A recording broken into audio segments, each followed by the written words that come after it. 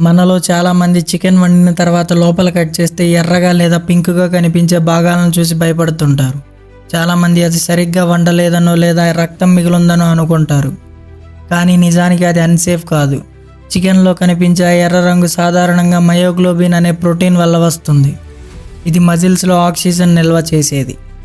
ముఖ్యంగా చిన్న వయసు చికెన్లో ఎముకల దగ్గర నుంచి లేదా రక్తనాళాల నుంచి వచ్చే పిగ్మెంట్స్ మాంసంలోకి చేరి వండిన తర్వాత కూడా ఎర్రగా కనిపించే అవకాశం ఉంటుంది. అలాగే స్మోక్ చేయటం, గ్రిల్ చేయడం లాంటి పద్ధతుల్లో వండితే రసాయన చర్యల వల్ల కూడా పింక్ కలర్ కనిపిస్తుంది.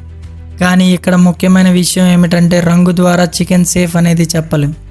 ఫుడ్ సేఫ్టీ గైడ్లైన్స్ ప్రకారం చికెన్ లోపల ఉష్ణోగ్రత 75 డిగ్రీల సెంటీగ్రేడ్కి చేరితే అది తినడానికి సేఫ్. రసాలు క్లియర్గా రావటం, టెక్స్చర్ రబ్బర్లా కాకుండా ఫర్మ్లా ఉండటం కూడా మంచి సూచనలు. కాబట్టి ఇకపై చికెన్లో కొంచెం ఎర్రగా కనిపించినా భయపడాల్సిన అవసరం లేదు. ఇది సైన్స్ మాత్రమే. మీరు ఎప్పుడైనా ఇలా ఎర్రగా కనిపించినా చికెన్ తినకుండా వదిలేశారా? కామెంట్స్లో చెప్పండి. వీడియో నచ్చినట్టయితే do like, share and subscribe.